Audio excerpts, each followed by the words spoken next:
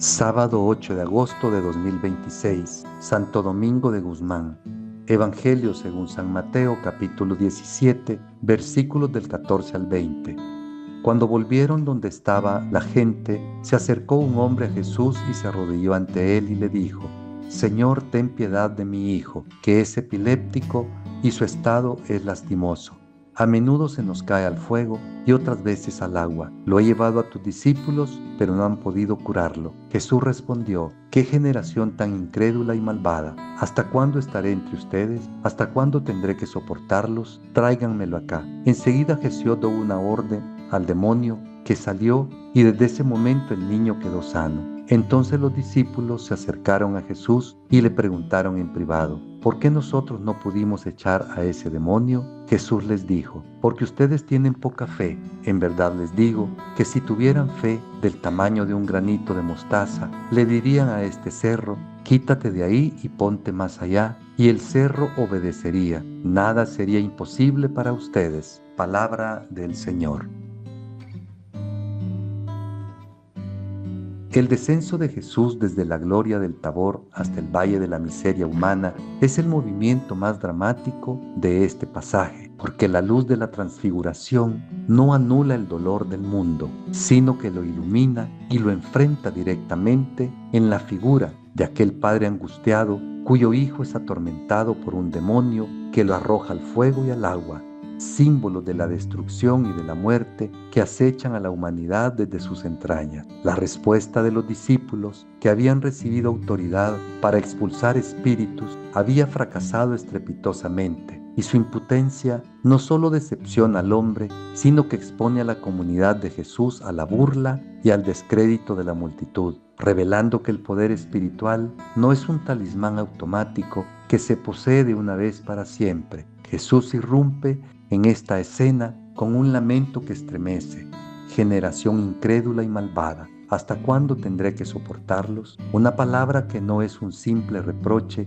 sino el grito de un Dios que sufre al ver que su presencia cercana no ha logrado aún engendrar una fe viva y transformadora en aquellos que lo siguen. La incredulidad de los discípulos no es una duda teórica sobre la existencia de Dios, sino una desconexión práctica y existencial con la fuente de la vida, que les ha hecho olvidar que la autoridad recibida solo opera en la medida de una relación íntima y obediente con el Señor, y no como un poder delegado que se asemeja con técnica y suficiencia. El fracaso de los discípulos nos confronta con nuestras propias mediocridades pastorales y espirituales, cuando nos enfrentamos a situaciones de dolor profundo como adicciones, rupturas, depresiones, injusticias estructurales, y descubrimos que nuestras palabras, nuestros métodos y nuestra supuesta experiencia religiosa chocan con un muro de resistencia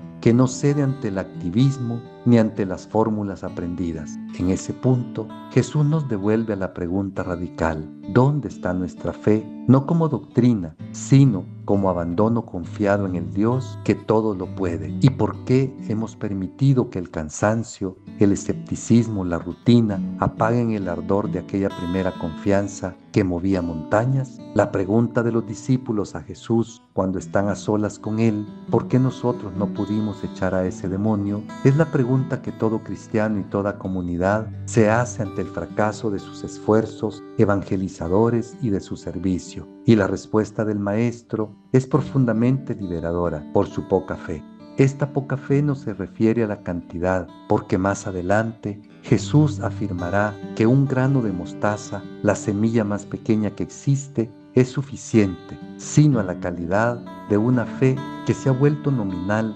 rutinaria o distraída, que confía en los recursos humanos o en los carismas pasados, pero no en la relación viva y actual con el Padre que sostiene el universo. La fe que mueve montañas no es un logro humano ni un estado emocional elevado, sino una sintonía absoluta con la voluntad divina, donde el creyente se vacía de sí mismo para ser puro canal de la omnipotencia de Dios, y esa sintonía solo se cultiva en el terreno de la oración persistente y del ayuno, que no son meras prácticas ascéticas, sino expresiones de una necesidad radical y urgente de Dios por encima de cualquier otra satisfacción. Jesús añade que este género no sale sino solamente con oración y ayuno, indicando que hay batallas espirituales que no se vencen con la simple autoridad delegada ni con la rutina piadosa, sino con una intensidad que rompe los esquemas de nuestra comodidad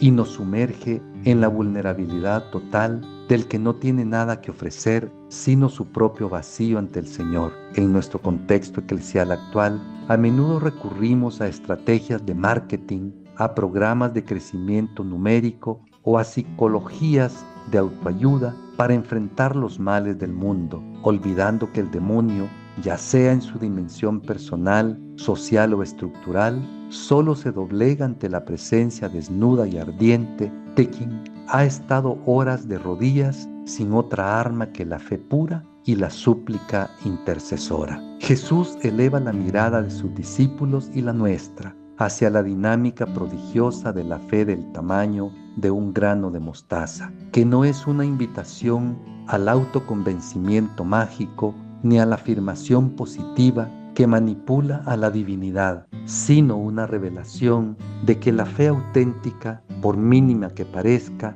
está viva y en crecimiento, y que por ser semilla del Espíritu tiene en sí misma el poder de trasladar montañas, esas moles de imposibilidad que bloquean el horizonte de la esperanza y la justicia a las profundidades del mar del olvido y de la redención. La promesa de que nada les será imposible no es una licencia para pedir caprichos ni una fórmula para forzar la mano de Dios, sino una garantía de que cuando la fe es genuina, se alinea perfectamente con el corazón del Padre, que quiere la vida y la salvación de todos. Y entonces el cristiano se convierte en cooperador de lo que Dios ya desea hacer, y las barreras más sólidas, el odio enquistado, la enfermedad incurable, la injusticia institucionalizada, la muerte anunciada, encuentran en la oración fiel un punto de fractura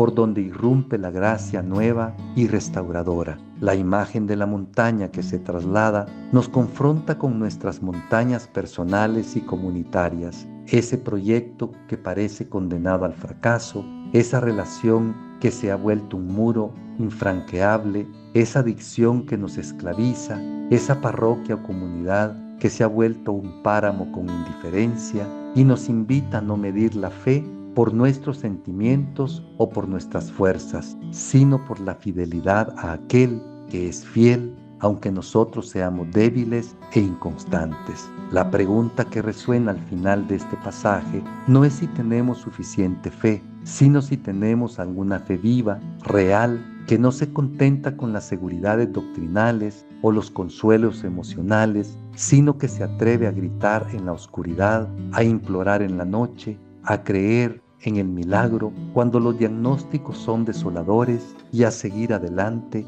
cuando las montañas no se mueven al primer mandato. Me pregunto, ¿he normalizado en mi vida la impotencia espiritual, resignándome a que ciertas situaciones dolorosas o ciertas personas no tienen remedio y he dejado de clamar y de luchar en la oración como si el poder de Cristo tuviera límites que no llegan hasta esos abismos que me rodean y me duelen? ¿Estoy dispuesto a reconocer que mi ineficacia ante los grandes males de mi entorno, como la violencia familiar, la corrupción social, el vacío existencial o la dureza de mi propio corazón, proviene en el fondo de mi falta de oración verdadera y de mi aversión al ayuno que me desprende de mis seguridades y qué cambiaría en mi agenda diaria si priorizara ese combate espiritual invisible antes que cualquier otra actividad urgente pero secundaria? ¿Cuál es la montaña más pesada y aparentemente inamovible que estoy enfrentando en este momento de mi vida, en mi familia, en mi trabajo, en mi comunidad de fe o en mi interior? ¿Y cómo puedo hoy, con la pequeñez sincera de un grano de mostaza, comenzar a hablarle, no con soberbia, sino con la confianza humilde de quien sabe que su Padre no le negará el pan ni la fuerza para trasladar hasta el obstáculo más gigantesco una reflexión del padre Carlos Manuel Álvarez Morales, sacerdote jesuita. Que Dios le bendiga.